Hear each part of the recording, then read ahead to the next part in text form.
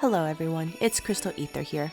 While the current trade event has wrapped up, I'd like to quickly go over the featured event cards, Ren and Billy, for the ONMYOU set. This unlikely duo has some tricks up their sleeves, but they aren't really enough to top the passion attribute roster of its stacked heroes. Before we begin, I just want to make a note that if you really like the card, then go for it. This is a single player game, so you should enjoy your roster how you like. ONMYOU Ren focuses on using his BP gauge to enhance his skills, making him a bit difficult to use in full auto efficiently. Auto mode will prioritize using his first skill as soon as it's available without checking for the BP Ren currently has, so you can miss out on the charge bar reduction or critical rate buff. His second skill works well enough on its own, so bringing Billy isn't necessary unless you want to use ONMYOU Billy as your team's main DPS hero.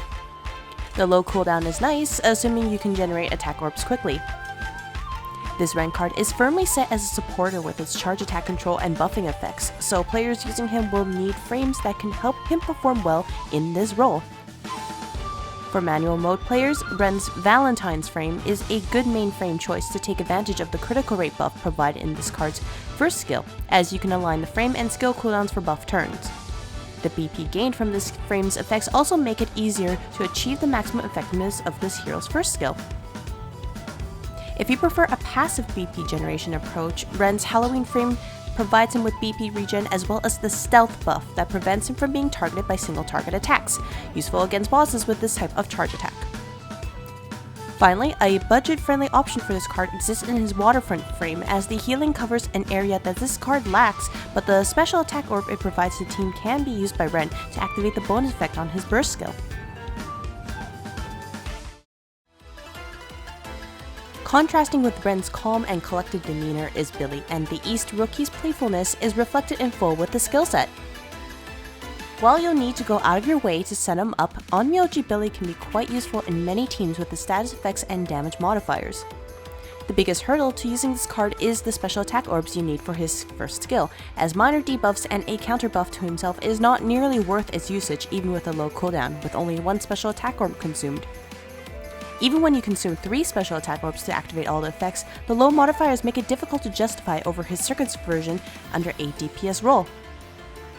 As this card relies on his team to generate those special attack orbs, this puts his card at a disadvantage, both in terms of convenience and requirements to efficiently use him. Having links with the rest of North isn't the best choice for Billy either, as there are very few cards in that sector who can link with this East rookie. You can replace ONMYOU Ren for First Storm Victor if you have him, but the latter isn't currently available in the common gacha pool. Otherwise, there's only a few options available that can provide 3 special attack orbs on demand, such as Dino's Chapter 13 frame.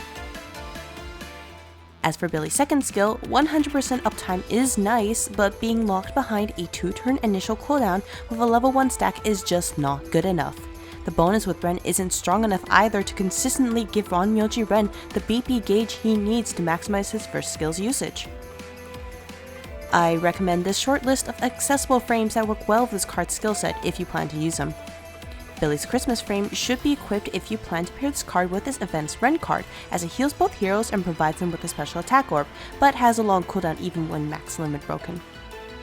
His Chapter 12 frame is an alternative that provides one ally with BP gauge and a special attack orb if you don't need the healing.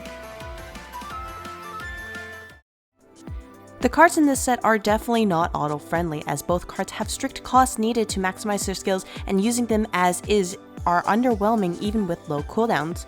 There's simply too much competition and passion that these cards aren't worth going out of your way for if you only care about gameplay, especially when farming out events. That's all for this video. If you enjoyed the content, please consider subscribing to the channel.